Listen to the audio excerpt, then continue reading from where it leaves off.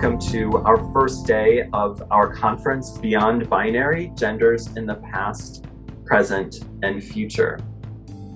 My name is Mark Canuel. I'm director of the Institute for the Humanities at the University of Illinois at Chicago, and I'll soon be handing the mic over to one of my co-organizers on this conference, J.T. Turner, director of the Gender and Sexuality Center at the University of Illinois at Chicago. Our other co-organizer is Nick Weststrate, assistant professor of educational psychology in the College of Education.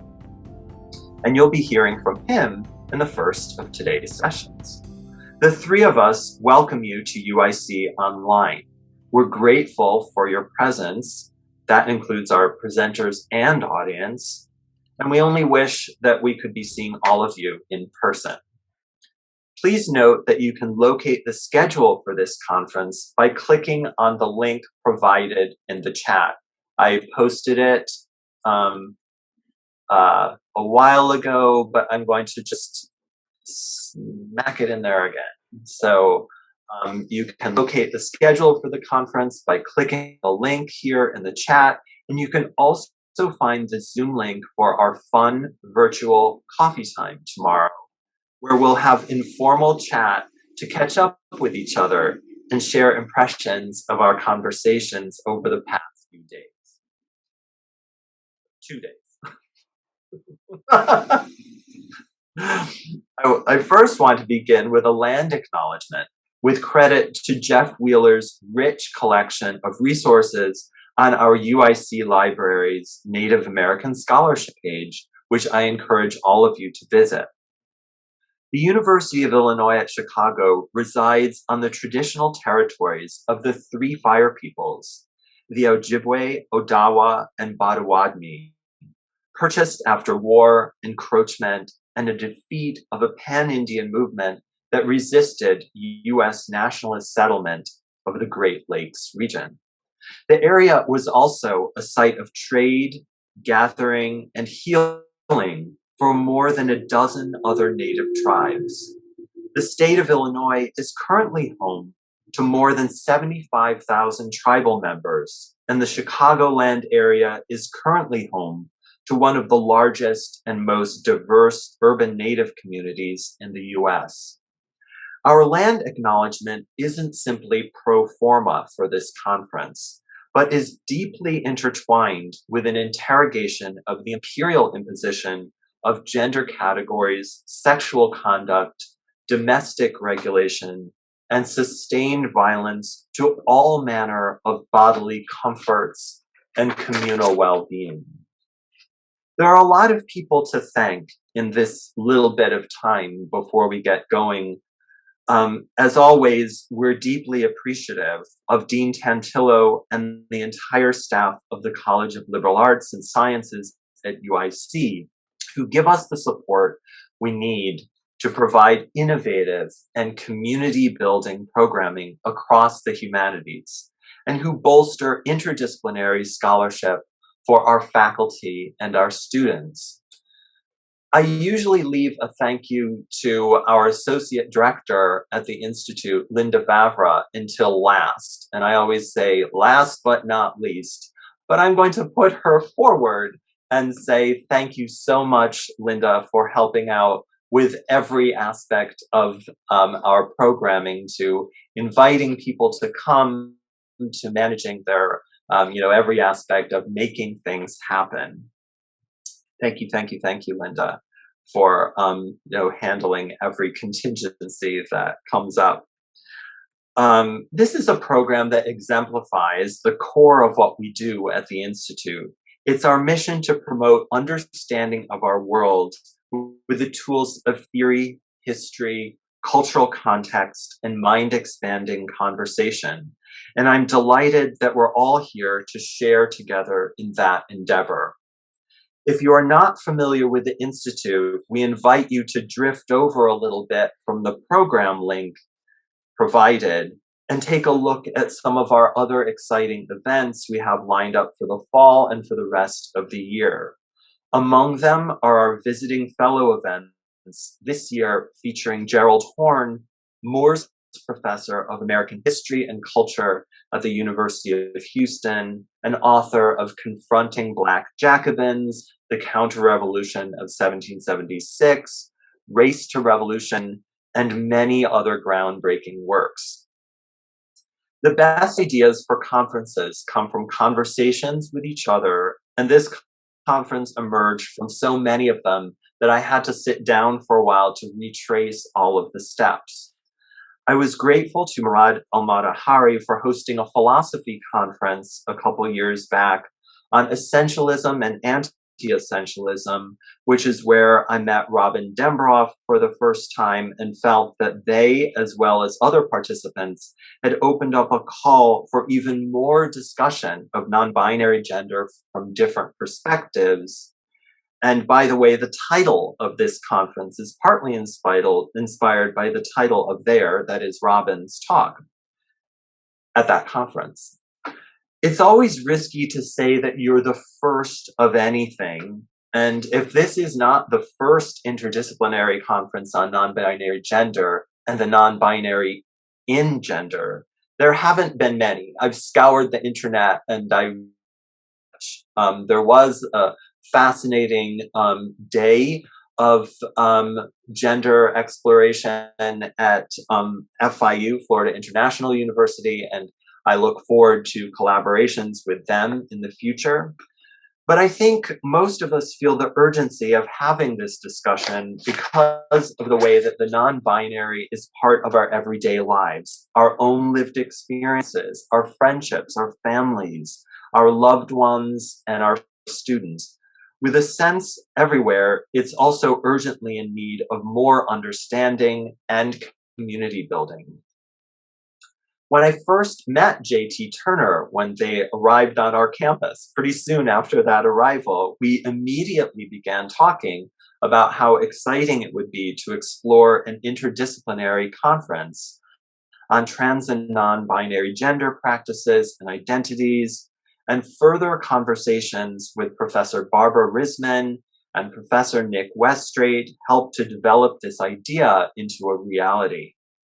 Other faculty members who generously contributed to the conference include M. Rabelais, who is here with us, also Pete Coviello, Jenny Breyer, Ronat Kapadia, and Lisa Freeman, who all generously took the time to bring us their knowledge, their expertise, and their support to round out various parts of the program. Most of all, I do want to thank JT and Nick. JT's guidance in shaping the intellectual, creative, and profoundly human shape of this program has been essential and so inspiring from the beginning. Nick helped us to bring the conference within the orbit of community members' experiences, and we realized how crucial it would be to have that conversation initiate and ground our discussions. Beyond their specific areas of expertise, JT and Nick have made the planning of this event an experience for me of joy and knowledge making even before it's actually begun. So I'm hoping that this will be the first of many more collaborations among all of us. That includes all of you right here with us. Finally, I want to thank our generous participants and our audience. A year ago, not to harp on it too much, we were really thinking that this would be finally the time when we could sit down with each other, collaborating in person and enjoying the embodied aspects of community that are a big part of what this program is about.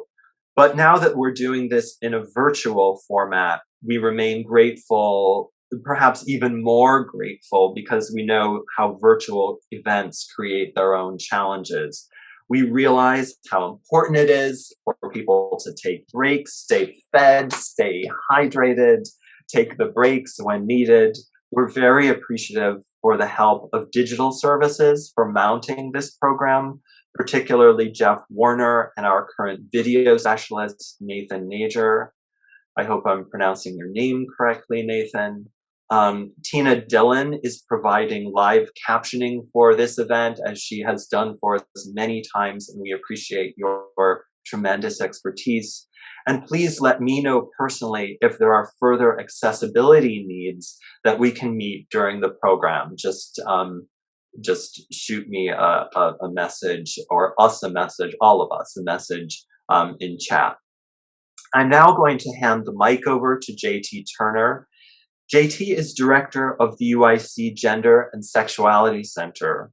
Prior to coming to UIC, JT worked at Northwestern University in multicultural student affairs with a focus on outreach and support for LGBTQ plus students.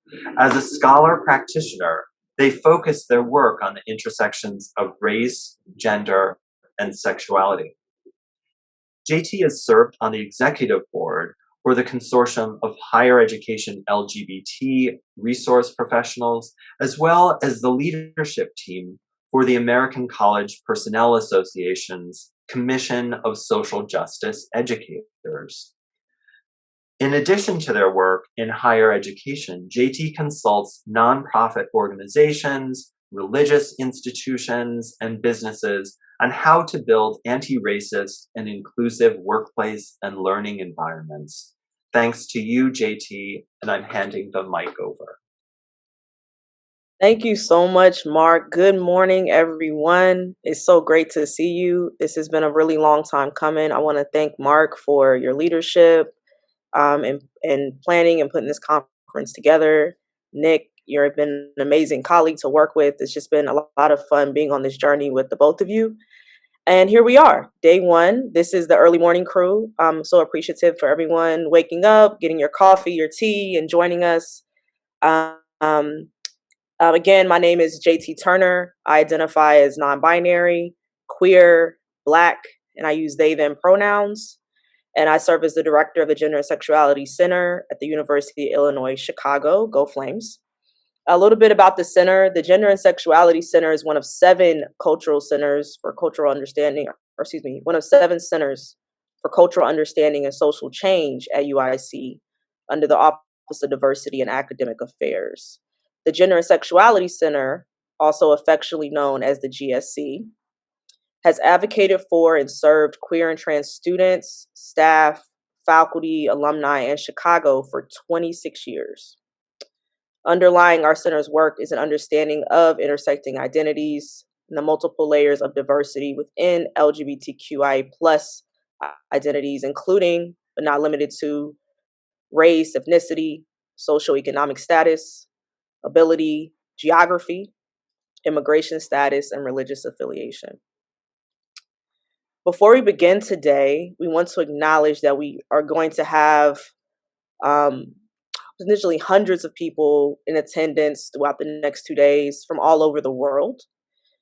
And we come to this conference with varying levels of understanding on this topic, and we want to create a space for collegial and respectful dialogue.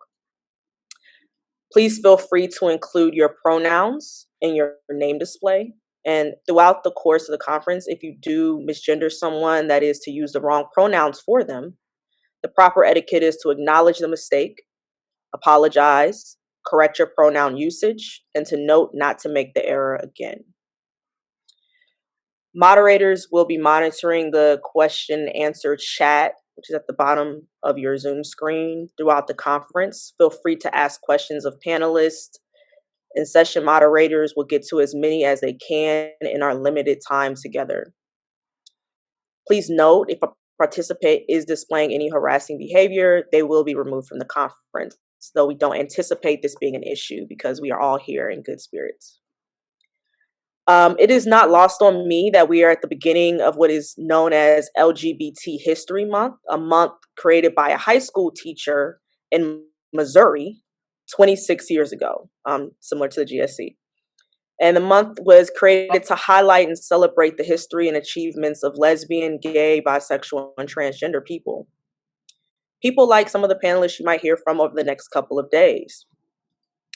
We also know that for many in our communities, this month of October has traditionally done little to uplift our stories or our experiences. Non-binary people have been erased from dialogue.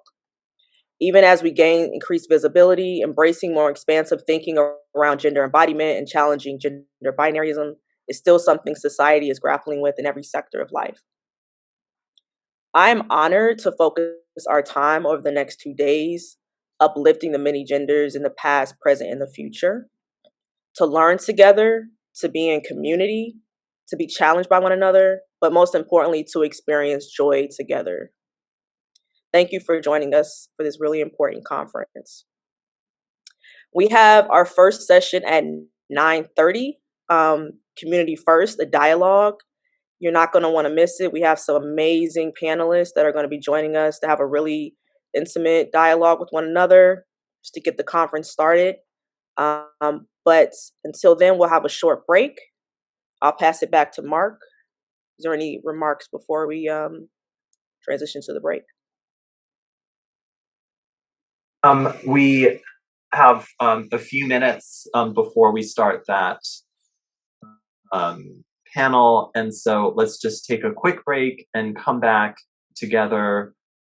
Thanks again to everyone for being here, and I am so looking forward to this next part of the conference. So go refill your coffee, your water, whatever you need to do, and we'll be back at just a minute or so before 9:30.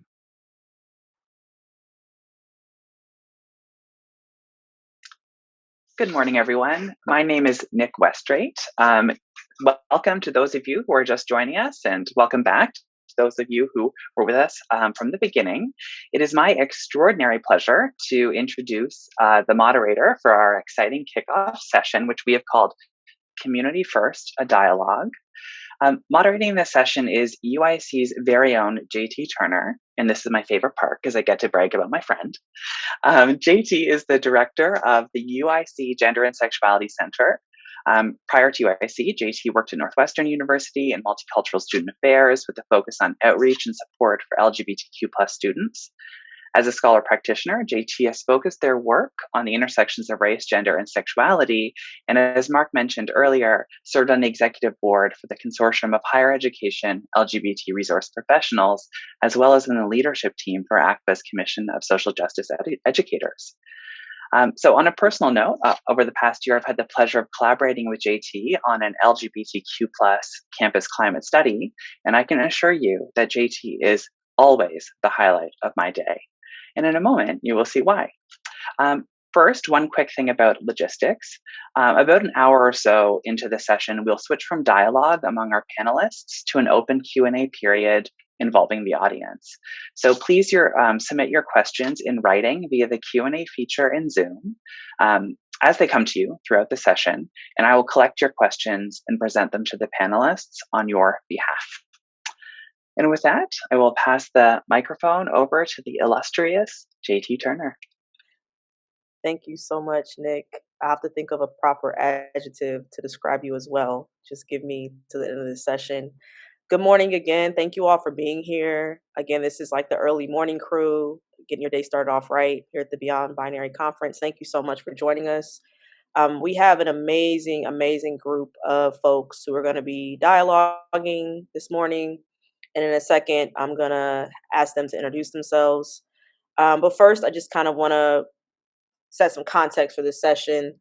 So this is a dialogue centering the diverse voices and stories of trans non-binary community members.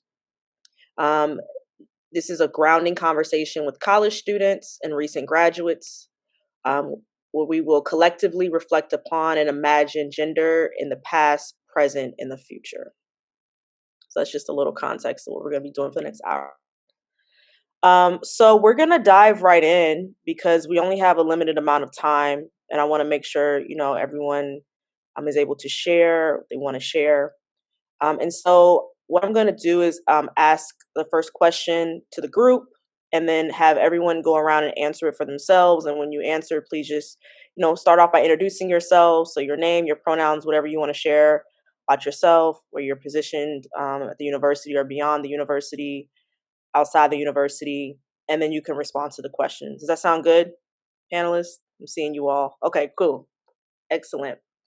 And if you could just pass it to someone else on the panel, And if it's okay, I would like to start with Saeed for the first question. So, what are important resources you've engaged as you sought to feel more grounded in your own identity?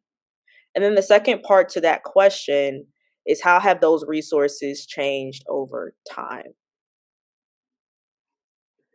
Good morning, everyone. My name is Saeed Rezko. I use they, them pronouns. I identify as queer and non binary and Syrian, also recognizing I'm mixed and white passing and navigating those nuances. I am a recent graduate from Northwestern University. I studied sociology. So, this question, the resources that I use in my early stages um, that were super important for me and feeling like valid and even starting to accept a non-binary identity were um, really looking at like deconstructing the myth of a binary and biological sex. So like in high school, like I was really into. I thought I was going to be a professional athlete, and I was so the Olympics were happening my senior year, and there was this whole controversy about not being able to identify some of the athlete's sex. And that was so opening for me because I really struggle a lot with being like a nuisance to other people and feeling like my feelings are made up and I'm trying to impose something on other people. But that understanding helped me ground myself in the lack of a binary existing at all. And the other thing that was really important to me was understanding that our current gender frameworks are colonial impositions and like learning about indigenous gender histories. And that again, that's something that helped me ground myself in like this is not made up. Like not only are my feelings resonating with people in contemporary times, but like throughout history. And that was something that was crucial in helping me stay connected to both my queer and my Syrian identities because initially, like, I felt that my queerness separated me from my Syrian identity because of the separation from my family in that way. And so, rooting myself in queer Syrian history as well was a really crucial resource for me. Um, and ongoing is really like community based, like surrounding myself with other people who understand gender as a construct, biological sex as a construct, all of these things, and like embody their wholeness has been really important in me feeling comfortable to exude my own wholeness. If that makes sense. And I would like to pass it to Adrian. I had a feeling you would do that. How unfortunate. So my name's Adrian, obviously. Pronouns they them. I identify as a non-binary trans person. Sorry, that's my cat. I'm Nigerian, and I'm here at UIC, double degree in English and integrated health studies. I'm always very tired. If you see me, please give me coffee. That's that kind of thing.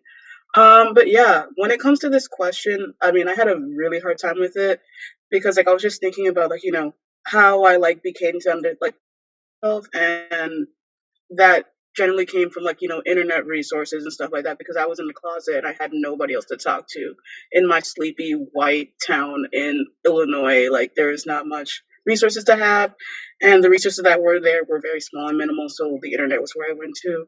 And a lot of that was like, just understanding what was truth and what was not truth, which is very hard when you had no one else to talk to. So it's a lot of trial and error.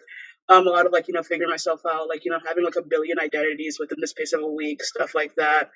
Um, and it was just very hard at the time being because, as Saeed said, like it made me feel that I was like participating in white ideologies that not a lot of Nigerians that I knew, like, even thought of, let alone like spoke about in person. And if they did, it's primarily negative. So that like getting over that was a big thing that I needed to go through to like become who I am today and stuff like that. But now as I go about just understanding myself and speaking about it freely, I feel like a lot of my resources come from the community. Just like hanging out with other LGBT people or when the GSC was open a lot more, I would go over there and just hang out.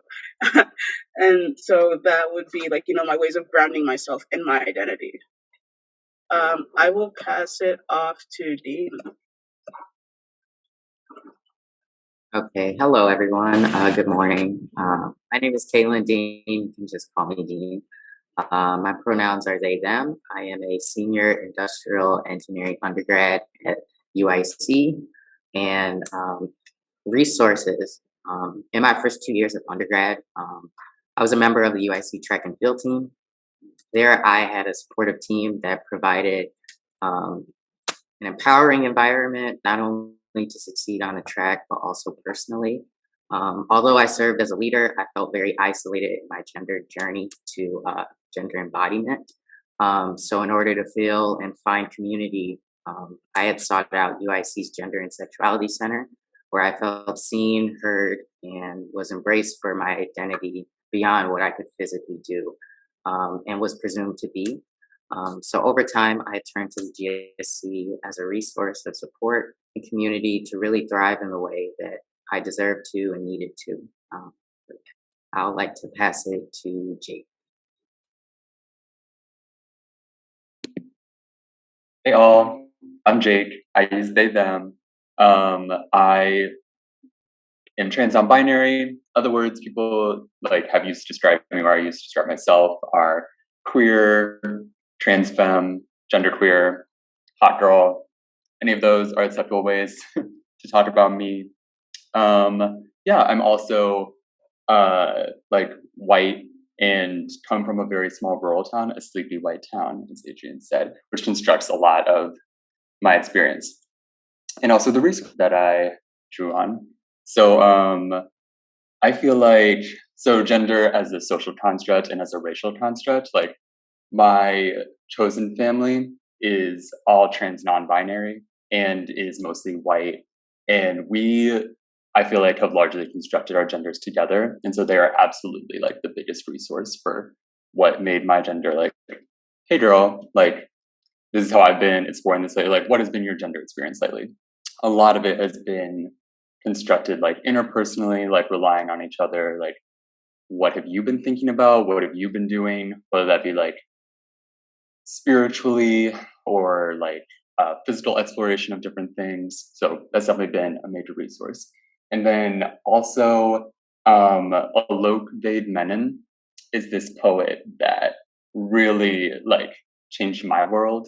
I just really like them. But they're a trans non-binary girl boy, I believe, is the words they use to describe themselves. And yeah, just fantastic. I love their discussion of body hair and just how articulate and powerful they are. So those are the resources that have really constructed me and my gender experience. And now I'd like to pass it off to RJ. Thank you.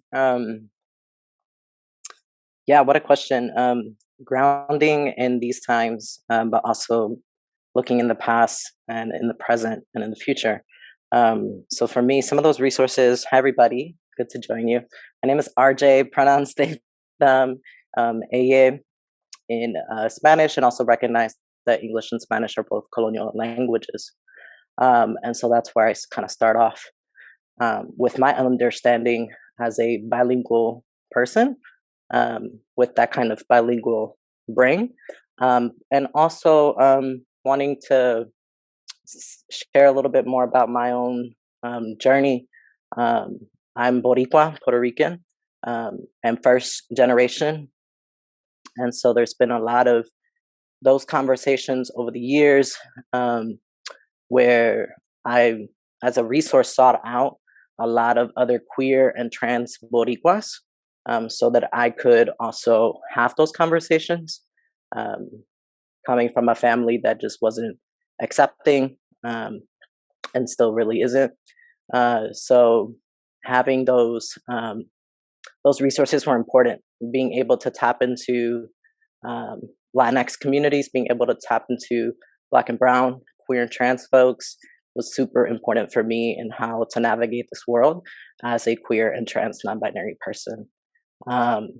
So early on, I would say some of those examples and role models for me um, were, I'm from Chicago, so being able to tap into some of those resources and just through online at first, right? So it was back in the day of MySpace, back in the day of LiveJournal, back in the right, back in like some chat rooms or AOL or Hotmail, or just I'm throwing it back now, uh, back into just trying to Twitter, right? When that first came around, um, and so just trying to do everything that I could to access more community and more language and words around what it is that I was exactly feeling or experiencing around my own body, around my own gender, um, but and also around the internalized colonial mindset within Puerto Ricans in diaspora, as well as intergenerationally in those conversations um, where I was born and raised as a girl, and then with certain cultural expectations as well of what I was supposed to do or cannot do, and then breaking outside of that and pushing beyond that caused a lot of trouble. So I've always been known as the like loca or loquex person, um, like I'm a mad person, and that also fits with some of my other identities as a disabled person. So a little bit of how that all grounds me in all of those intersections, acknowledging my ancestors spiritually, emotionally, physically, that always connects for me um, at all of these interesting intersections. Not just interesting, but in a way that um, I just can't talk about one without talking about the other. Like I just can't split myself like that. So yeah, and that constantly remembering constantly continues to ground me in every moment to moment, day to day, remembering. So I'll share that. Some of the more specific Chicago resources for me were the Gender and Sexuality Center, where I actually did my undergrad, majored in applied psychology and gender women's studies, the minor in religious studies from 2010 to 2014. Then later on, went to Vanderbilt Divinity School where I received my Master of Divinity. And now my connection to UIC was as a graduate student in the Master of Public Health and Master of Social Work. And so I'm taking some time, but also still present and wanted to show up in this community conversation as well. So thank you. Thank you, RJ, and thank you all for sharing. I did notice some themes, right? Some commonalities as you all were sharing. So I just want to give a second and just provide some space for you all to like respond to each other before we move on, right? Is there anything that anyone said that kind of you resonated with or that made you think like, I never thought about that, but like that also maps onto my experience? You just give it a second.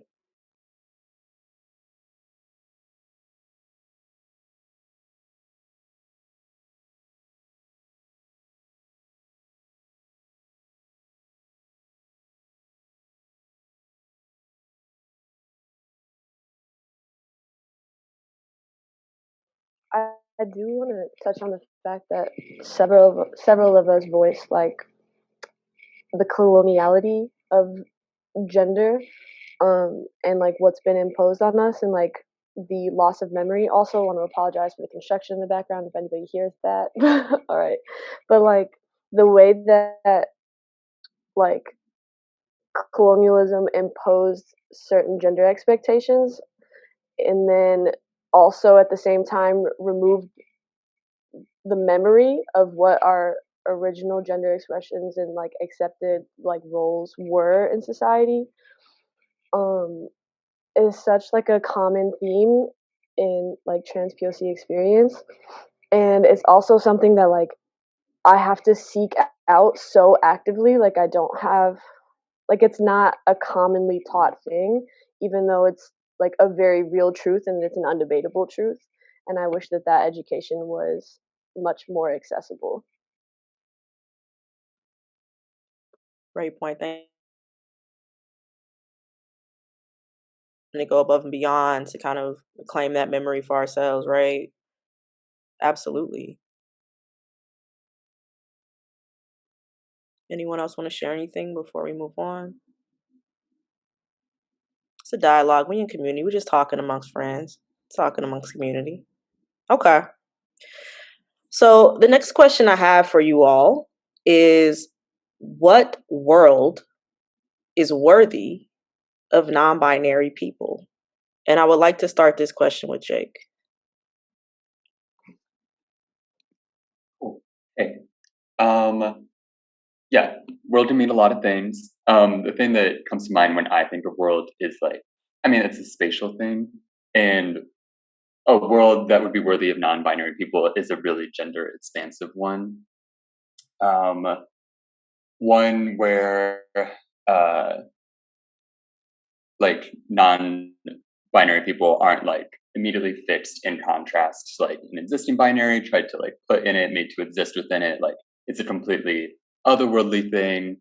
Gender is considered as, I don't know, with just a variety of choices, and also not in a way that it's like minimized, but maybe like made casual. I heard it explained in one way as like a world like the gender I want to see is one where two like masked students in a frat transition on a Sunday for no other reason other than they were bored, which I really liked that articulation of like, this is the kind of world I want to see. And also I love that world.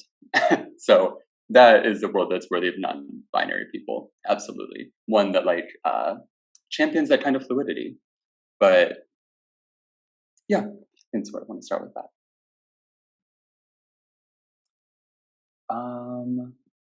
I want to leave it open if anybody wants to comment next.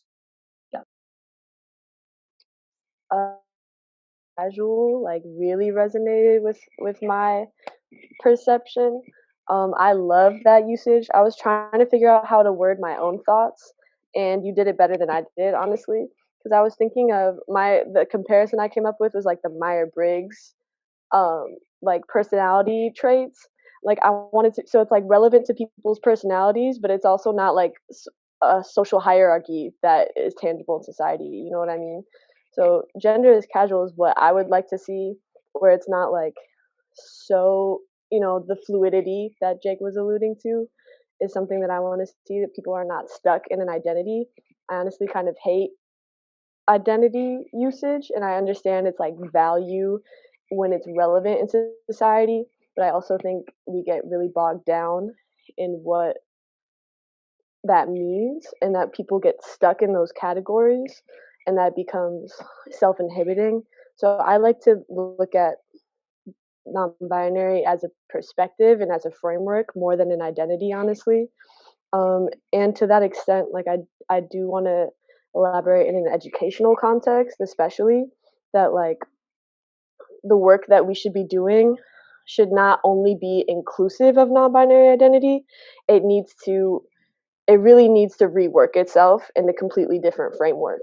Because if you're still working on a binary, but then trying to include a third option, you're like imposing the same categories and expectations, and that's not really doing any new work. Like it really needs to be, the world in education that I would like to see is like how we understand gender embodiment and like social categories, and then reworking that into a more fluid and a framework that does not include binaries at all. Like the term non-binary itself, like means that there is a relevant binary, and I don't want to see a relevant binary whatsoever.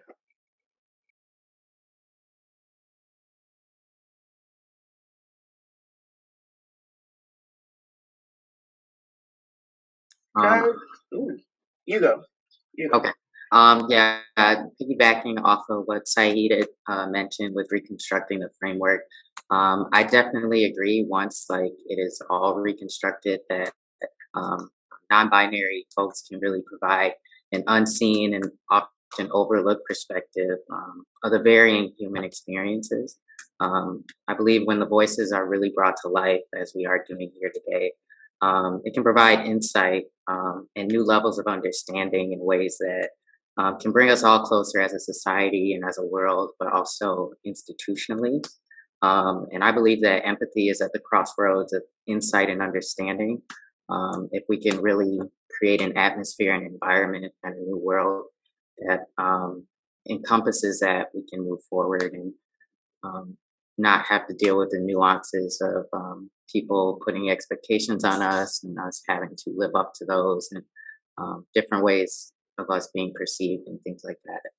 We can really navigate it in a way that's true to us, authentic to us, but also in a way that is informational without degrading anyone. Yeah, I very much agree with that. Like, as Saeed and Dean were saying, maybe get closer to the mic. Just basically the fact that, like, I think a better world for non-binary people is not having that expectation on us, simply, like, point blank, because I don't know, I feel like it's very dehumanizing and just tiring to have to constantly think, am I dressing as, like, what is it, like, just like as like formless as possible, as formless as like cis het people want us to be, and it's like that's absolutely impossible. I've never seen somebody do it day in day out. It's just tiring. You don't want to put up that performance forever. Like, we're not your show monkey. We're not like this thing that you can puppet around like, hey, this is my friend that looks absolutely formless. Hello, show them off. No, personally, to me, like, there are days where I want to look feminine, where I want to, like, possibly wear a dress. I never will, but, like, the thought comes there.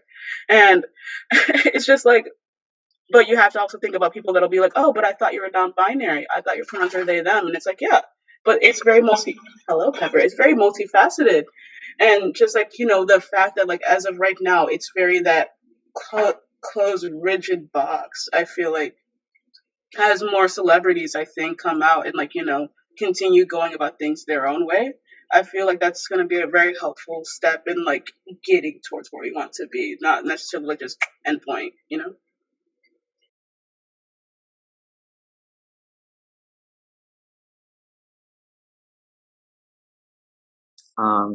And Adrian, I definitely agree with as celebrities are coming out more, they're using their platform to not only show that there's more than one way to exist as a human that is authentic, but also,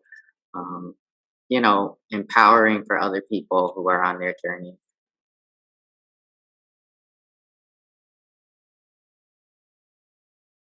I'll jump in on that note when we're talking about empowerment, because that's important and that matters, right? Like, for me, and I statement, like, my life matters. It's important. Our lives, like in as a community, trans, non-binary, Black and brown, like queer and trans fam, like, it matters. We are important, and we are gifts and treasures and talents to this world.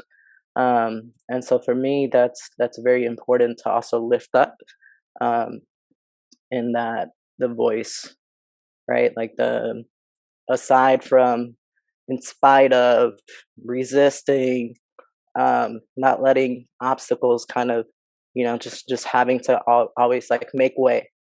And I think that's what I'm also hearing from some of my fellow panelists today, is that reminds me of removing barriers.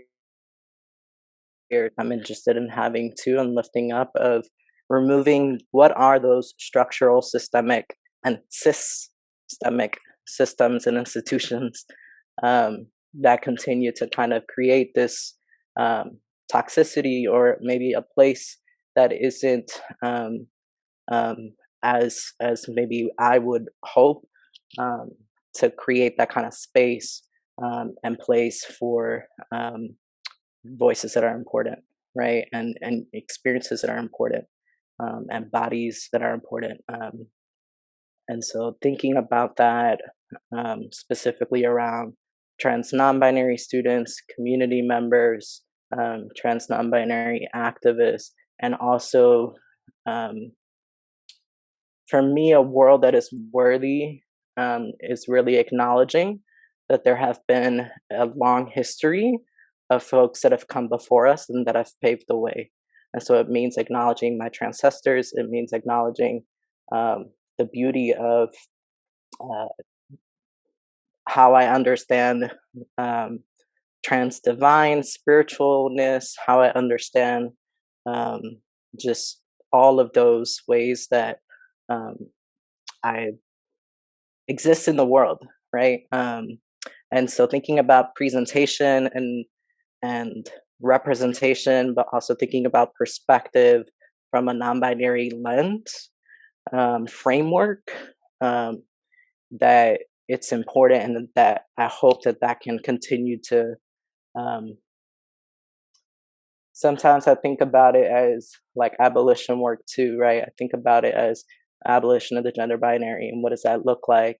And I know that's kind of like adding some some fuel, but that inspires me, right? That actually like continues. Uh, that actually is what keeps me waking up each day and keeps me going. Is to because I am invested in having those conversations. And what does that mean? And what does that look like? And how to unpack that? And as somebody who's trans feminist as well, and so how to have those conversations and how to work together, specifically uh, acknowledging right and these systems that are very historically patriarchal as well as colonial. And so how does that work? What does that mean for me in a world where we can be free, where I can be free? And so that would mean just stopping the hyper surveillance of non-binary folks, period. Just stopping. Whew. Yes, I just want to pause for a second, take a breath, and just say, you all are really just sharing a lot, and I'm just so grateful and appreciative for how you're showing up right now. RJ, you said something that really just resonated with me, which was like that keeps me waking up in the morning, right? Keeps me in the fight, so to speak. And I think that's so important as we think about, our lives as we gender embodied folks, like non-binary folks, like what keeps us motivated to go out here and keep moving and keep doing the work that you all are doing every day, just showing up and being who you are, right? Another thing that came up was around visibility, which I think is really interesting, right? Because on one hand, you do have like celebrities, folks who are, coming out now more often, whether it be as, queer, trans, non-binary, whatever that looks like for them.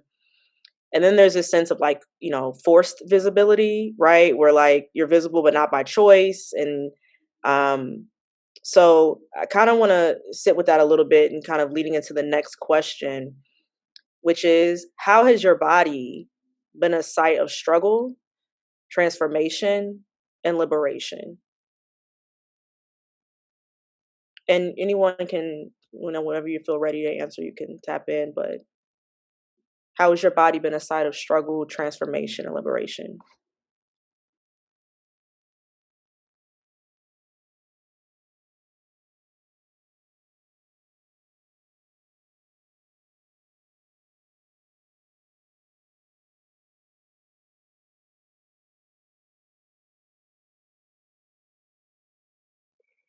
This question, something that I struggle with. It's so loaded. There's so many parts to it. Um, Touching on like the visibility part of being trans, like being perceived in public is like my least favorite part about my day, about existence. Like I like and when I say public, I'm referring to like cishet normative spaces, right? Um like I know, like, especially in terms of like body dysphoria, like it's been such an effort for me to separate body dysphoria from biological essentialism. And what I've realized is that people in cishet normative public spaces use biological essentialism to clock my gender identity. And so I realized like my chest dysphoria was not because I hate having a chest, it's because I hate that people use my chest to identify me as a woman in public. Like navigating, so like that has been like something I've been working on very intentionally the past like year and a half, is deconstructing like where my dysphoria actually stems from, and like how I can counteract that in ways that do not perpetuate biological essentialism.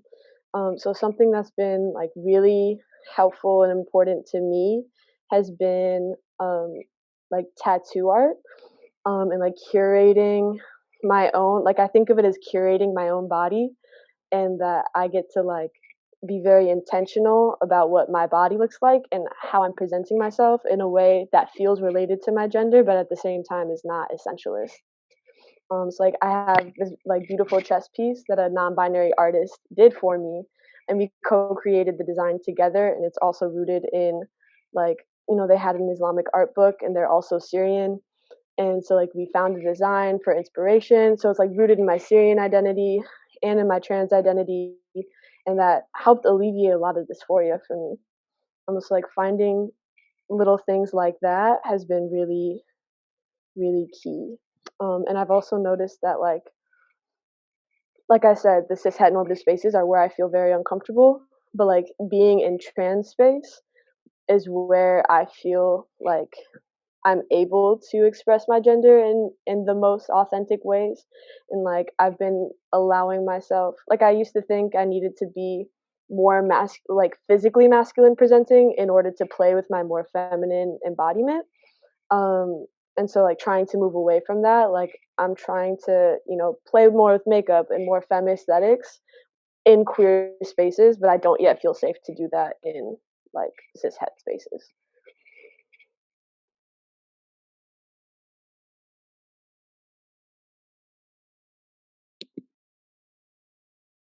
One, I'm so excited, Saeed, to connect with you about tattoos at some point. Super great. Very, yeah, looking forward to that a lot. Yeah, so talking about body as a site of like liberation and whatnot. First, I want to comment on something that Adrian brought up about like the pressure to feel like formlessness, pressure to be like visible, like our discussion of celebrity. Yeah, like, and the pressure for that to be like kind of fundamental things in the body, or things that I interpret to be fundamental. Like one that I think about as a very strongly non-binary aesthetic is shaving eyebrows, which I'm like at this point is simply inevitable for me. Like I will be exploring that. That's simply what's next. And it's amazing the pressure I feel for that. And like hair removal is like I said, like is maybe something I consider fundamental, is a big choice for me. But I'm just like, wow, I really feel like that's such a big thing, so important to shave my eyebrows appear that way. Interesting how that is something like cis people have constructed for me, even though it's a non-binary aesthetic. But yeah, when I think about the body as a site of like transformation, I am big on like existence as resistance, which shows up in different ways. Like this pressure to be visible is also like brings in a lot of conversations of like safety and sense of security. Like when I wear a dress and walk somewhere, like it's very geographic. Where am I going to experience what, and how am I going to get back from that place, etc. I think about days when I work all day. I wear very masculine clothing. I feel pressured by respectability politics to appear different places in the workplace. I get home. I wear a dress. I go on a little stunt to H Mart. I'm gonna go grocery shopping. I'm gonna be in that very cis heteronormative space, and that's a choice I'm making because when I'm doing that, I do feel like it's the most important thing I've done all day. Even if like in the work I've been doing, the labor for capitalism, a lot of that is just completely unimportant. But sometimes in the workday, I do things that are like, I'm like, oh, I like did really help this person. But then simply by putting on a dress and walking around, I'm like, this is by far the most important thing I've done today. Most important thing I've done all month. Like having people like choosing to be in that space, choosing to be visible, allowing people to confront themselves. I'm like, this is a gift. You're welcome. Also, I look great. But yeah, thinking about like when I take on that responsibility, when I choose to, like the times that it like really hurts me to like have to do that or have it be such a difficult experience, like talking about geography again, like the quality of stairs in West Loop are not fun. I do not like that neighborhood. I get like a lot of stairs that are like, I want to say something to you, but will not because of like what that would mean for me. Hate those stairs. They're some of the worst stairs. So yeah, that's what I think when I think about the body. But yeah.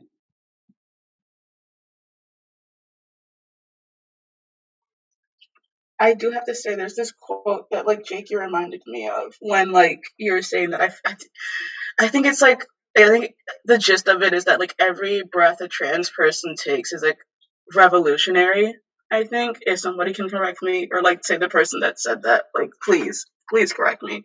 But in the sense of it, just like yeah, like as I finally came out to my family and just like went like, you know what, if you can't accept me, goodbye, good riddance, I'll do it on my own sort of stuff. Um like I started like wanting to dress up more, like I guess like the only aesthetic that I can personally think of when it comes to like,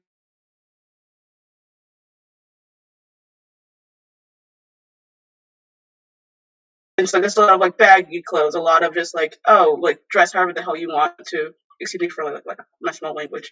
Um, and just like just like dressing up however I want to. And when I have like delve into that like small bit of it as I start to change my wardrobe, um, a lot of people just like come up to me and go like, "Wow, you look so cool in Austin." I'm like, I don't want to look cool. I want to look like you have to stare at me for a good 5 minutes. Like, what are you exactly? That's what I want.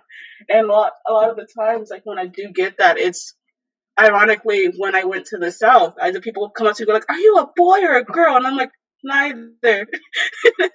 I just love having those interactions, but at the same time, I do have to think about the fact that like if I keep that up long enough, I think somebody's gonna have a hit list up for me, and I don't want that. Very much don't want that. And I don't know. I just feel like the playfulness of like danger, I think, is a very funny thing that comes up with trans people a lot. Like just the want to like be yourself, but also accepting the danger that comes with being yourself, and just also tattooing and how that's such a very common thing in like trans spaces. Recently, because my boyfriend was like, I want to tattoo myself, and I'm like, but why exactly do you want to do that? And he kind of explained it to me in the sense of like, I can't get like surgeries yet. I can't do anything yet. At the very least, I can get a tattoo. I can get multiple tattoos to do what I want. I'm like, you know what? Makes a lot more sense to me. Thanks for the information. I might get a tattoo myself now. Stuff like that. Yes, thank you all so much. Um, Dean, we're gonna loop around, but I know that you input to this question, so you can jump in whenever you feel, whenever you can. Yes, I love how everyone's coming from their different perspectives, and just speaking so can. This really represents that our community is not a monolith, right? We all have different experience, different perspectives, and so thank you speaking, standing in your truth. So I think this might be our final question before we turn it over to the audience, but we'll see. But I'm really interested to hear from you all about this question. It is, what does gender look like in the future? And how do you feel like your gender embodiment paves the way or creates opportunities for future genders?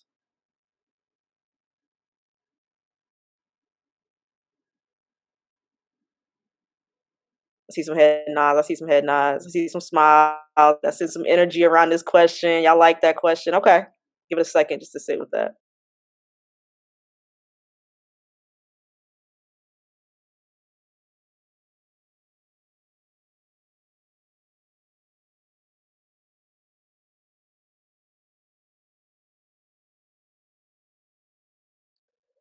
I think, I can't get what Jake was talking about in the second question out of my head with gender as casual.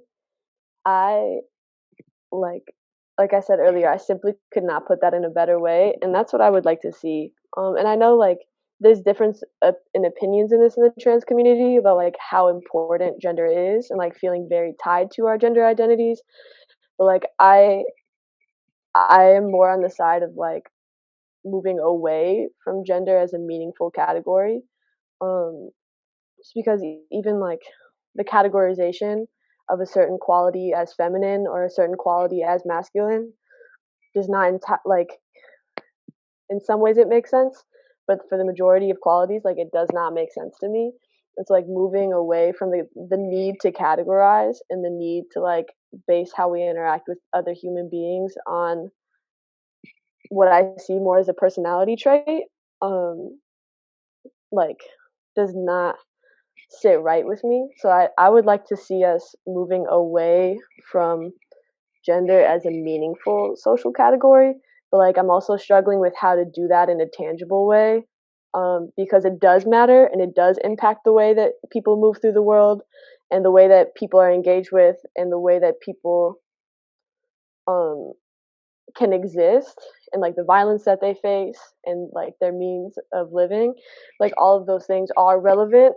So it's hard to move away from that category without acknowledging all of the real consequences and impacts that it does have on our lived experience. So that's something that I'm struggling with. But like my end goal would be gender as casual, gender as fluid, and gender as like fluid and personality. Yeah.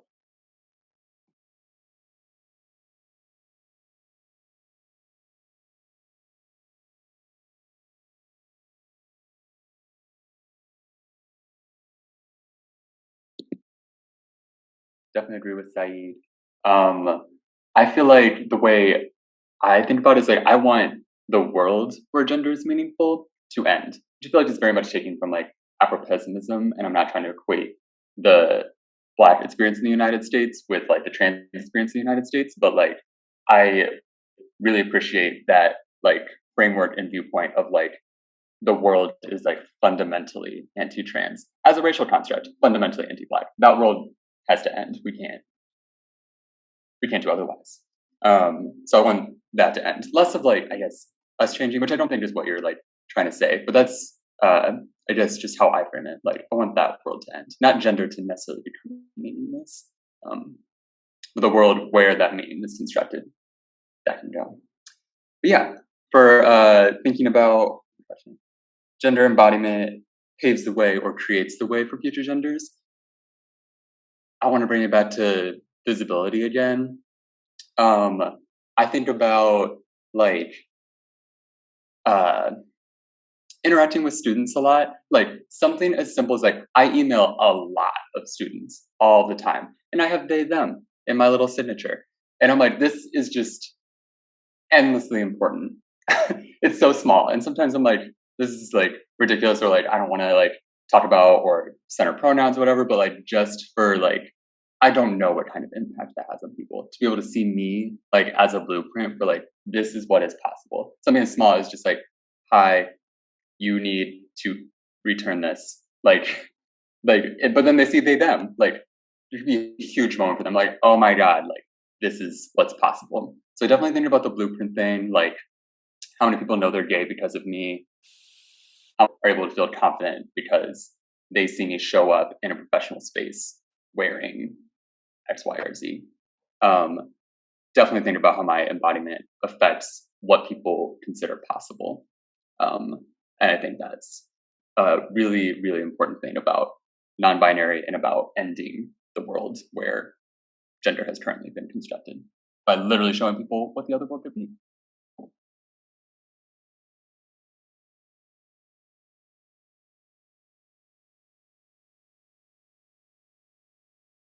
How we doing, Dean?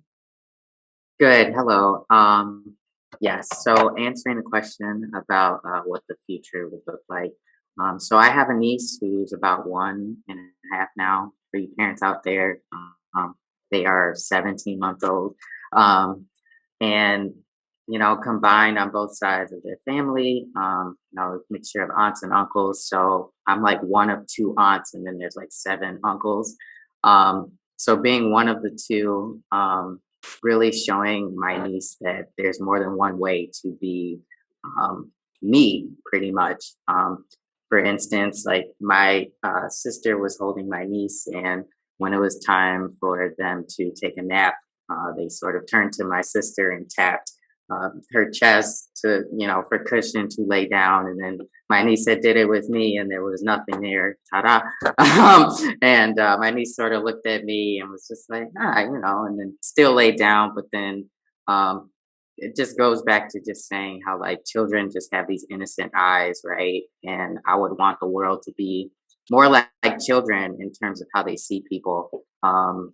Not black or white, just as is, and I would just hope that going back to what I had said earlier, cross empathy is at the crossroads of like insight and understanding. And, I believe that if we can reach empathy, see empathy, and practice it, then we can move forward as a society, but also be more compassionate with ourselves, but also with the people we interact with. And then going back to the question that I had missed, how the body is a site of struggle, transformation, liberation.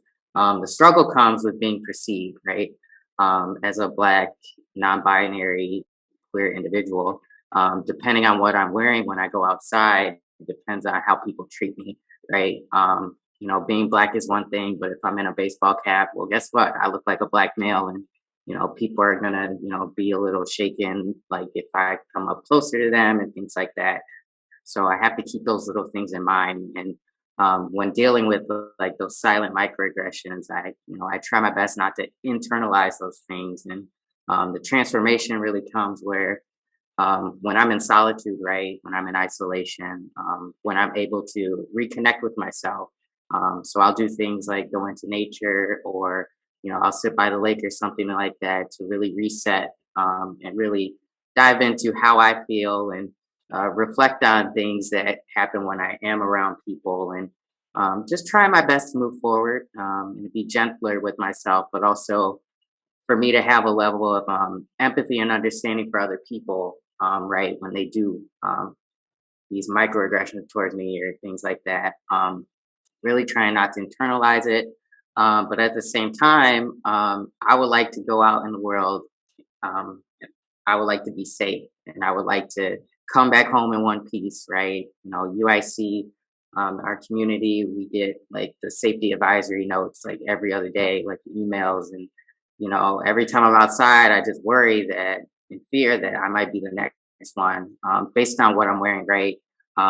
Like Adrian said earlier, I'm not going to wear a dress anytime soon, but the thought is there. I have before.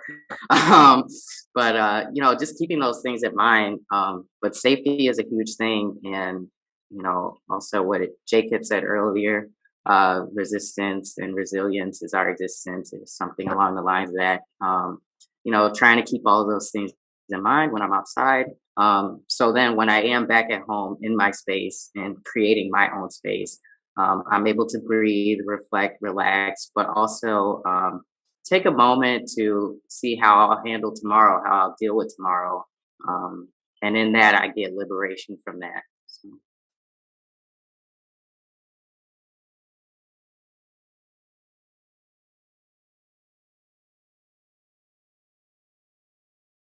I think I'll jump in here to briefly say, like, thank you, Dean, for mentioning that resistance. Our existence is resistance. And it makes me think about, Jenny Sett puts it in mi existencia es resistencia. And beautiful goddess, trans goddess, Latinx, Latina, powerful house. And that for me tells me so much, right, about struggle, about transformation and liberation. That it's the day in, day out.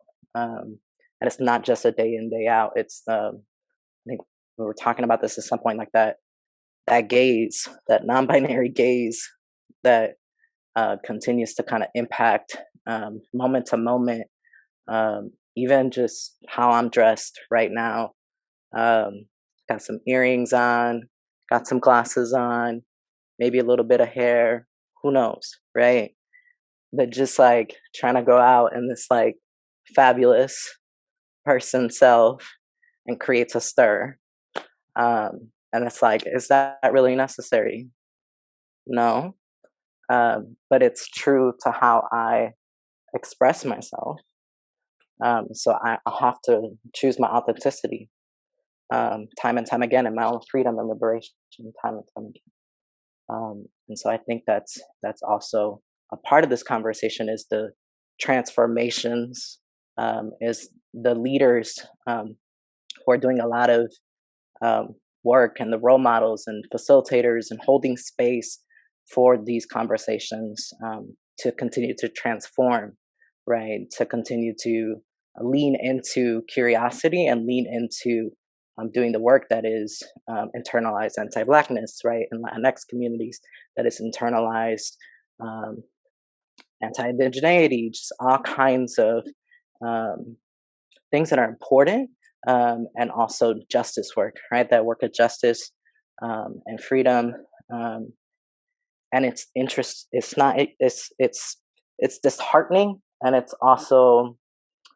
I'll start there. It's disheartening to have like my body in that way. So using I statement here, I can only speak from one experience, not even the entire community. It's just one experience. I statement. That to have like my body be a site of that is terrorizing. And so that reminds me of Sonia Renee Taylor's work, My Body's Not an Apology. So I want to lift up that amazing work here as well, which is a resource as well, and a book, and so much. So send coins, listen to podcasts, check out the website, all kinds of helpful information there too to continue this community dialogue. Thank you.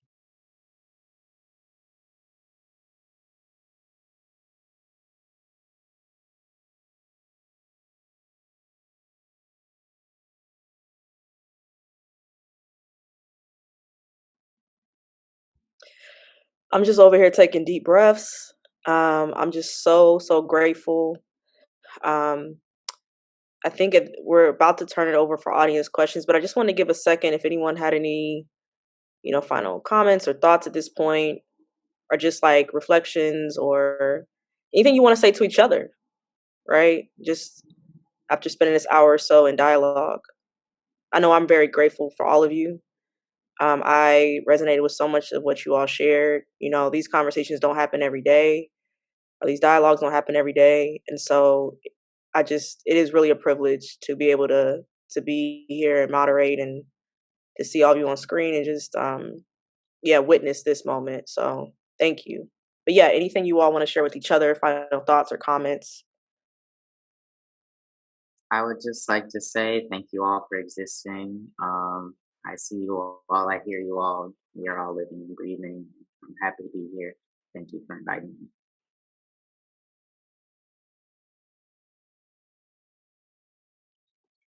Yeah, echoing the gratefulness for the existence of this community.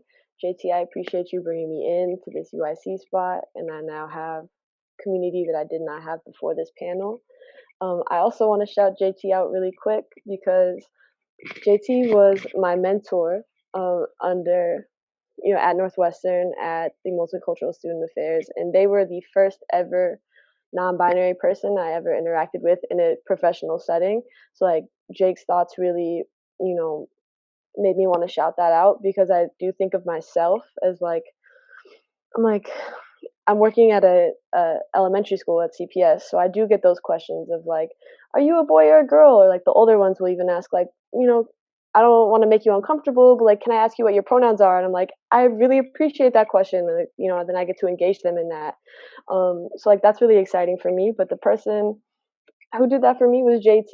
And like, I would never have thought that I could use my chosen name in a professional space or use they, them pronouns in a professional space.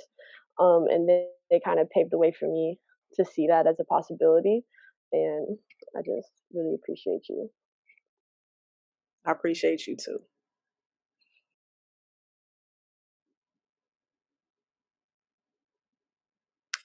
With that, maybe Nick, we can turn it over. I'll pass the mic to my amazing wonderful colleague. You still searching for that adjective? All right, thanks, JT. So actually, I want to pick right up where Saeed left us off, because were some questions concerning university and college campuses. Saeed, you met JT on a university campus, and you spoke about that relationship as a resource to you, as important to you. So here are a couple of the questions that have come up, and I'm overwhelmed by the questions. they're fantastic and great, and we'll get through as many as we can. Let's start with this one. This one came in actually early on, and that is, can you suggest ways that the college curriculum could be more of a resource to you? And also just in general, how universities and colleges can be spaces that encourage your flourishing as trans and non-binary folks. But that first question specifically had to do with college curriculum. So it would be great if you could speak to that.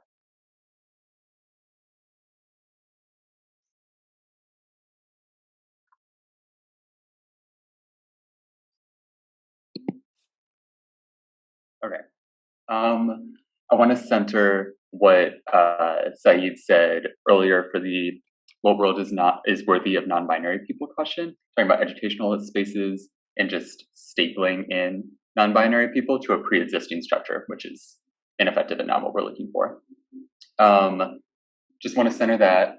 And then there are two thoughts coming to mind. One is a question that I just hold on to in my general work, and the other is just kind of a material suggestion for curriculum.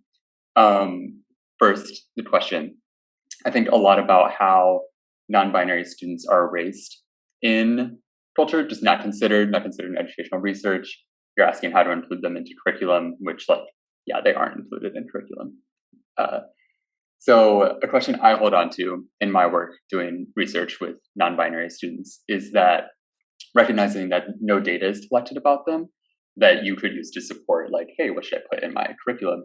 But then also, what does it mean in the institution that we're in the hegemonic global empire, to invite non-binary students into being processed through the system?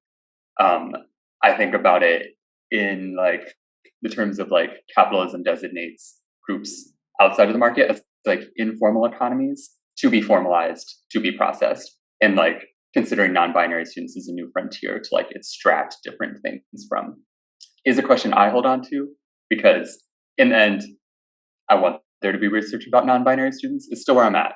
And I'm really holding on to the question of really, what does that mean to include non-binary students? What will we put these students through? So yeah, a lot to predicate what I'm going to say for curriculum. So digging up histories is the phrase that I want to offer. I recognize that that's going to be part of this conference. Super excited about that.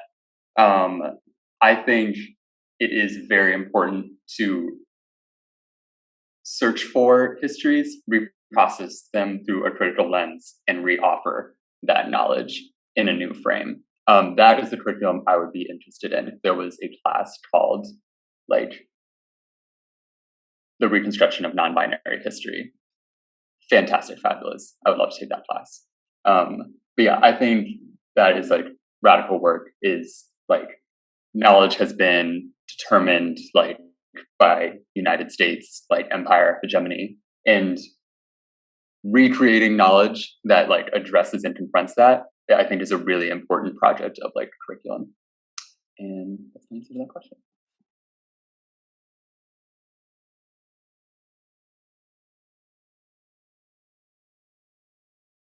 I'll jump in, Jake. You really just reminded me. Thank you for saying that and uplifting your own thoughts to this question. In regards to the college curriculum, that reminded me of a couple of things, right? So one was, I would say, learning our trans histories, because that is knowledge. Knowledge is power. So learning, unlearning, relearning, repeat. So that's just that. Then learning, again, because that's powerful and that's relevant for college students, right? That's super important to know. I cannot stress that enough. And so I'm thinking about specifically education curriculum, sex education, thinking about sex education that is queer, body fat positive, that is trans, and centered, not just inclusive, centered. Um, so thinking about all of that as well, and knowing that there's so many great organizations that have been doing that work, that continue to do that work within schools, in communities, in and across different spaces, outside of the educational system as well, the formal educational system. And there's so many resources available. But for college curriculum, that's what that reminds me of, is that there's ongoing works already happening, but I want to lift up a trans-centered framework.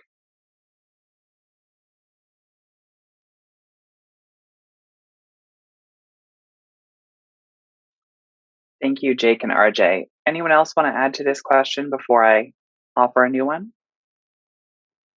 Yes, I definitely want to uplift what RJ and Jake are saying. I do want to add though that like the research does not already exist in being a trans-centered or like rejecting the binary framework. If that is not part of the research that you have accessible to teach, like acknowledge that instead of trying to make it inclusive. Like instead of trying to just say, oh, and non-binary people, or I'm trying to put this in a more tangible way, but like acknowledge the lack of nuance and acknowledge the lack of inclusivity, and then maybe have like a critical conversation about what that means instead of trying to gloss over it or use inclusive language for research that is actually not inclusive. I think is really important. And on top of the curriculum aspect of it, like the way that you speak in the classroom is also super impactful. Like even like professors in the sociology department using he or she when talking in the classroom. And like it hurts more from the humanistic professors because like you should know better. And so like I felt extra not seen in that class, and like I did not want to partake in that conversation. So like even just like the language of like being inclusive of who's in your classroom, and being centering the voices of people who you are talking about as if they're present and not as if it's like the conversation is about them instead of including them, is really key to supporting the students in your classroom.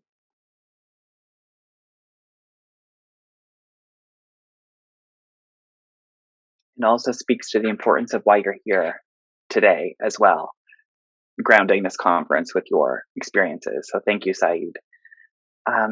Okay, I'll offer another question. One question was, can the panelists talk about what non-binary community looks like, and if when they've ever experienced antagonism within the lesbian, gay, and or queer spaces? There were also a couple related questions that came up that I'll tack on here. One question concerns what intergenerational relationships look like in that community. And another question about what signifies to you that a place, area, or group is safe for non-binary individuals. So I think that they kind of go together. So if you can sort of speak about the non-binary community, touching upon potential antagonism, intergenerational relationships, and also the signals to you that a place is safe.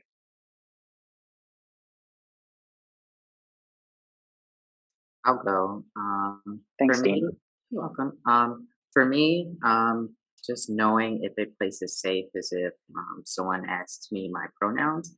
I'm affiliated with a meetup group centered around Black, LGBTQ people, but they are millennials, which I'm not necessarily a millennial. I'm like Gen Z at the tail end of it. But there was this one meetup where we went to the beach and I had to use the bathroom. So I had gone with a female appearing woman who was in the group.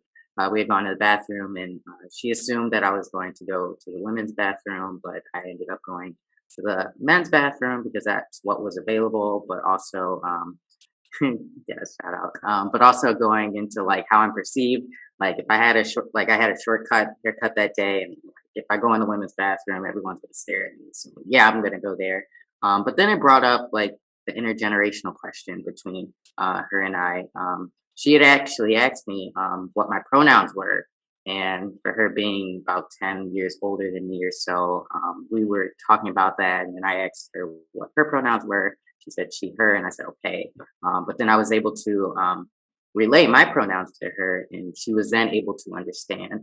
Because, of course, after she came out the bathroom, she said, I noticed you didn't follow me to the bathroom, and then pretty much explained. But I also went back and said, thank you for asking. So there was that intergenerational difference, but there was also a teaching moment, both for her, but also for me. So that was very refreshing, just knowing that that was a space and time for that. So I enjoyed that very much.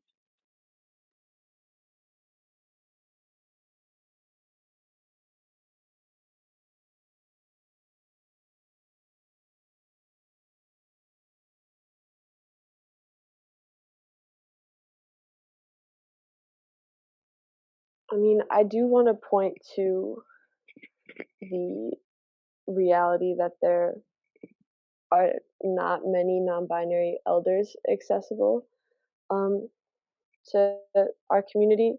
I know that in the conversation with Nick and JT, they mentioned that we were searching for non-binary elders to include in the conversation and did not have those contacts pre-existing, and that right. So like to point at millennials being the elders in the community is really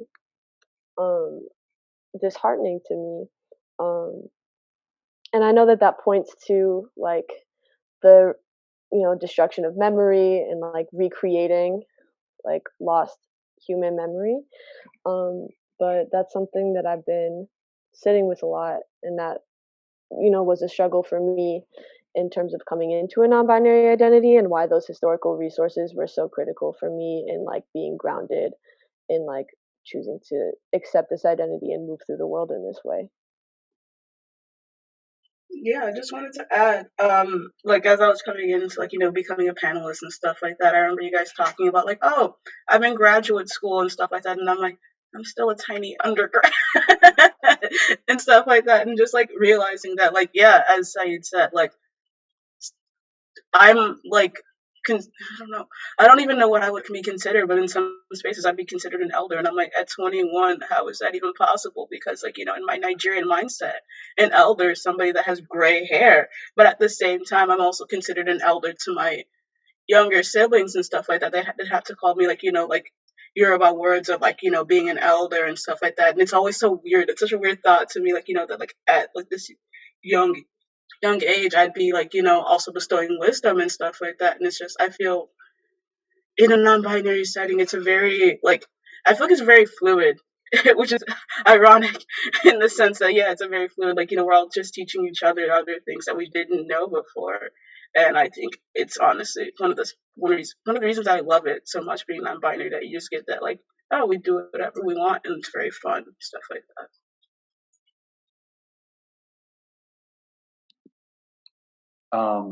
I want to comment on this in like a cyber sense. So we're talking about community, antagonism, and like safety and security. So I think a lot of the experience, especially like growing up through your queering and your transing, is that the opportunities you have to be around other queer and trans people are online, which is unfortunate because the most public non-binary community online is on Twitter, and Twitter is a nightmare hellscape, and that's that. That's a complete sentence. It's grammatically correct, and it's the truth. Good things have come from Twitter.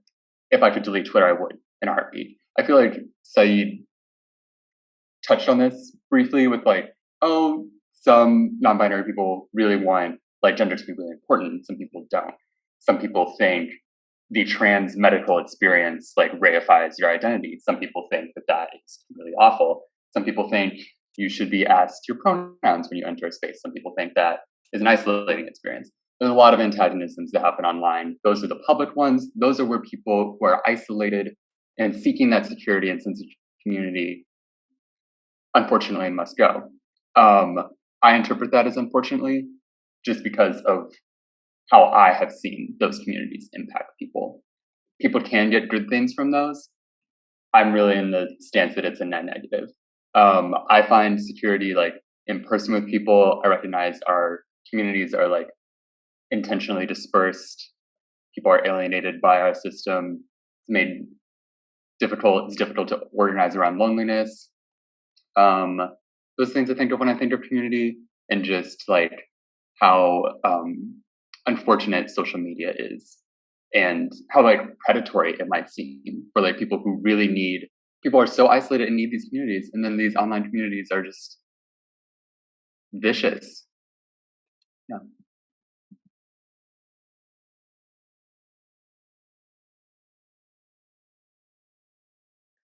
Thank you, Jake. So the initial part of that question was what the non-binary community looks like. So I'm not sure if anyone else wants to speak to that, but there were some other related questions concerning whether or not anyone here identifies with a label other than trans or non-binary, and what that means to you, how that intersects with non-binary identity. So I'm now just thinking about, who you see as members of this community, and to draw attention to different ways of identification and embodiment in the community. I don't know if anyone wants to speak to that. There was also a specific question about whether anyone here identifies as a neuroqueer.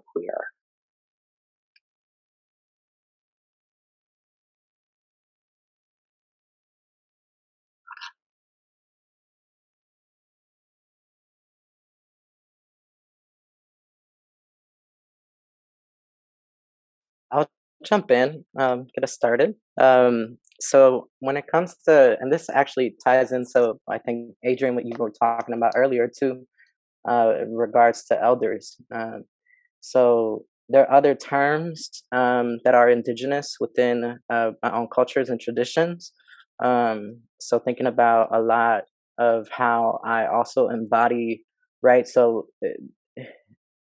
before I even get to that, right? So trans as a term, maybe later on, late 19th century, early 20th century, if we're looking at trans history through a transgender studies kind of framework, knowledge, histories, and how that kind of term became kind of known or defined through the kind of medical industrial complex, right? So understanding that that's just one, that's not the entire history, right? Like that's a story.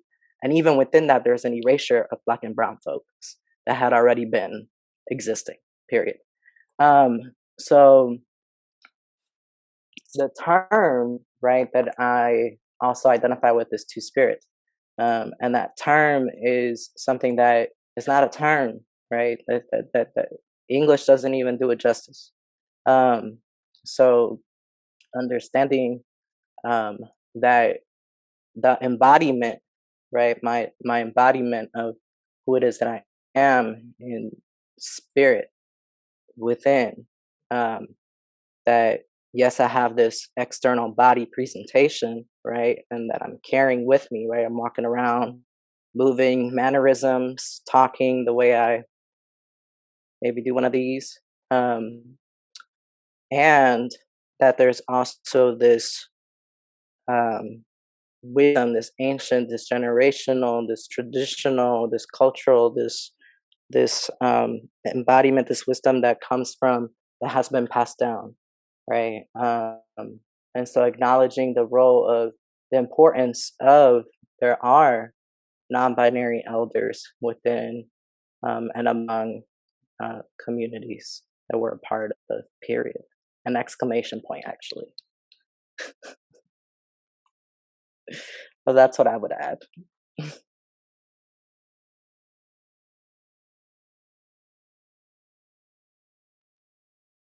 Thank you, RJ. So looking at the time, and there are two questions that I would really like for us to touch upon, one of which I would like all of you to touch upon. So let's move forward. And these are questions I think that draw us to reflection and closure of the session. One is, how do we take these conversations outside of academia? What advice do you have or insights do you have for how we take what we're doing today and expand it beyond? the scope of academia?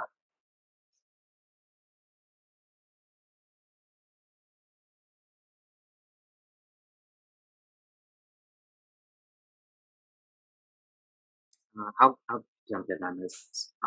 So for me, beyond the scope of academia, like when you go out into the world, like I was saying earlier, depending on what I'm wearing that day, depends on how I'm being perceived, but also is based on how people decide and determine how they're going to treat me, right?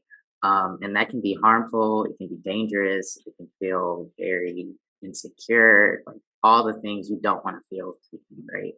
Um, and I think when you take it beyond the scope of academia and out into the world and things like that, I think it's good to keep in mind that you don't know everyone you pass, right? It's just a given fact. Everyone is a stranger until you get to know them or choose to get to know them. So I think when you deal with people, no matter what you assume them to be, whether they don't tell you directly or whatever the case is, I think it's important to use empathy and some level of understanding, and also use the general terms. Like they is a simple pronoun, but that pronoun can make all the difference. Like Jake had said in their email line, the pronouns are right there. I think if we all took like those pronouns that are documented in emails and our signages and things, we took that to heart and actually practice it and use the more general language, we can reduce harm, but also move forward. So we don't create these microaggressions and don't create these environments in which they make people uncomfortable or anything like that. So just bearing in mind that all of these things are going on, even when it looks like nothing's happening. As a naturally anxious person, I'm very anxious all the time. I tend to be quiet most days, all days. But then, if I'm in line at Starbucks and there's someone behind me who had said, "Oh, did you go?" And then the barista said, "No, they haven't gone." They refer to me as they, them in front of this person. So it's the little things, right? So I do think if we just move towards more general language that's applicable to anyone, we can reduce harm in just a single person or a collective people that we interact with on a daily basis. I want to hop on to that, Dean. The framework I try to use for myself is like speaking without assumption, um, in all senses of the word. So like not assuming if someone belongs in the space or not, what their gender identity is, what their capacity, what, et cetera, et cetera.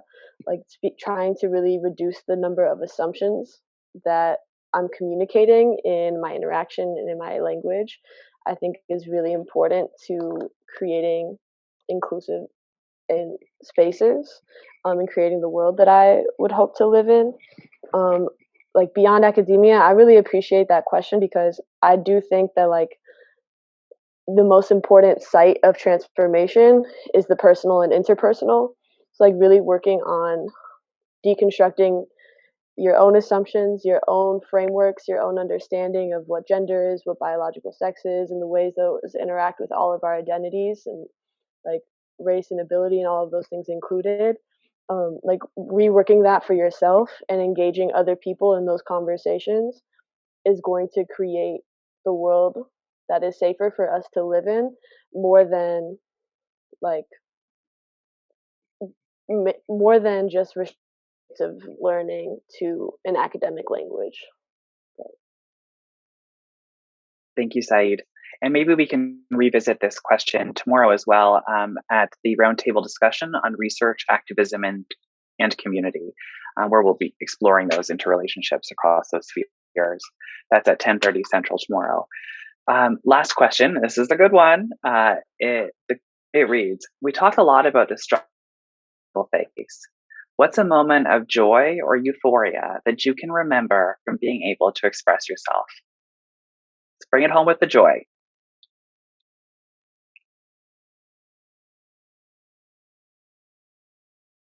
I'll jump in for my last thing of the day. I talked a lot about going to Oklahoma because that's where my boyfriend is. And I remember we were in all places of Walmart, a freaking Walmart, and we're just shopping around, like, looking gay as usual. And like, as we're going to check out, there's a sweet, sweet non-binary person that was checking out as well in the self-checkout. And they just came up to us and were like, "Oh my god, you guys look so cute together and everything." And like, they asked our pronouns, we asked for their pronouns, we were just chatting, and like, it was just this random moment of like, man, we're just having fun anywhere, aren't we?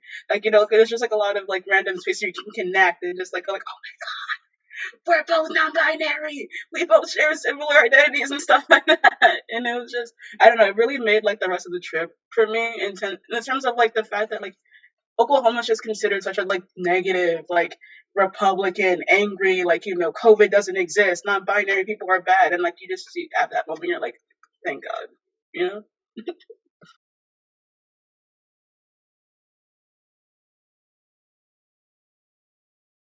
So I'll hop in. What brings me joy? Like I said, I spend a lot of time in nature, pretty much by lakefront, or just going on a walk. But I also do photography in my spare time. So really capturing like the stillness and the beauty and like just in things we would overlook, right? Similar to like, identifying as non-binary, like besides like when I don't feel like I'm being seen or heard when I'm out in the world, finding an outlet like photography or like writing poems really helps bring me joy, because I'm able to, take photographs of the things that um, bring me joy, but also make me feel calm, relaxed, and share that with the world. And one thing about being an artist is that, especially a photographer, it feels good knowing that what you put out in the world inspires another person, or even if if your photo is being used as like wallpaper, like they're gonna see that every day, like that's awesome. um but it also tells a story of who's behind the lens, right? And what they're seeing and how they view the world. And I think as long as that brings me joy and as long as I have that outlet, I'll continue to be happy, just in those avenues, because I created space for myself. And what else brings me joy is creating space for myself, but also holding space. I had spoken with my partner, like just in dealing with like little microaggressions of like people walking up close to me, they're walking fast and like they're expecting me to move, which is incredibly rude. But like holding space, really, I'm gonna slow down walking. You can go around. So that brings me joy because I feel like I'm being seen in my own way. I'm being authentic, meaning I'm going to stay true to walking at a pace that's comfortable for me, not because you're uncomfortable or because you want to go around. So really holding space in the little ways like that, they bring me joy because I feel like I'm advocating for myself, especially as an anxious but also quiet person. I can do little things like that that help me get through the day. And then at the end of the day, I look back and I'm like, yeah, I'm pretty happy I didn't speed up walking because they wanted me to. Like that brings me joy. But it's just a little things. So. Thank you, Dean. All right. I'd love to hear from Jake, Saeed, and RJ. Something that you find joyful. I'm looking at Jake. Could you offer us a thought? Yeah. I was thinking through, and I think the strongest moment of gender euphoria I've had this summer was a few weeks ago. There was it was like the last like pretty hot day in September. It was Trans Beach Day, and there was a drag show. It was the most trans people I have ever seen in one place. There was just multitudes, so many different ways that people were like expressing themselves there. And I hadn't been in a space like that since before the pandemic.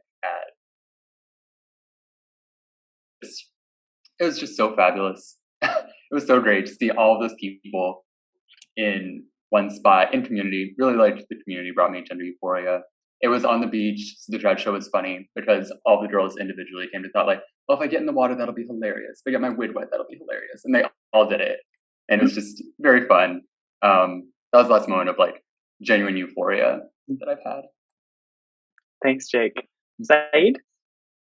Yes, I would like to echo joy in community, like feeling like I'm showing up authentically and whole, and like I'm still being seen and held as non-binary, and like allowed to express myself in whichever way. Brings me so much joy. Particularly, like I'm thinking of a particular night with another friend who is non-binary, and we were getting ready for the night, but like the getting ready moment was so much more joyful for me than the actual night that we had. Like playing our music, like putting our makeup on together, like bopping around, like I'm not binding. Like it was just like that moment is so like pure and joyful to me. And I honestly didn't want to go out, and then we did, and I was like, yeah, we could have stayed home. Like just like having those moments in space, honestly private space with community, but also like I do want to echo what Jake said of like that visibility in public, like the safety in numbers, and like being like we do exist and we exist in public and we can be safe and joyful in this space, is really empowering. Amazing. RJ, our final thought. Flowers. Flowers bring me joy. Flowers bring me joy. So much joy and happiness, just calmness and vibrations and energies, and just the smell of flowers as well. It's just joyful. Flowers. Gorgeous. Thanks, RJ. Okay, thank you to the audience for being in this space with us, this grounding space. Phenomenal, JT Turner, for leading us through this necessary dialogue. And thank you to our amazing panelists, Saeed, RJ, Dean, Jake, Adrian, for generously sharing your stories, experiences, and insights with us. This has been crucial grounding for what comes next in this conference. And I will borrow RJ's words spoken earlier in this session. You are gifts and treasures and talents to this world. Thank you. I'm so lucky to be connected to each of you in different ways. You've received a lot of love in the messages that we see in the chat. So make sure you indulge in that. And we will see everyone in 15 minutes after a short break at 11:15 Central for our next session, which is trans and non-binary cultures and histories. Have a nice break.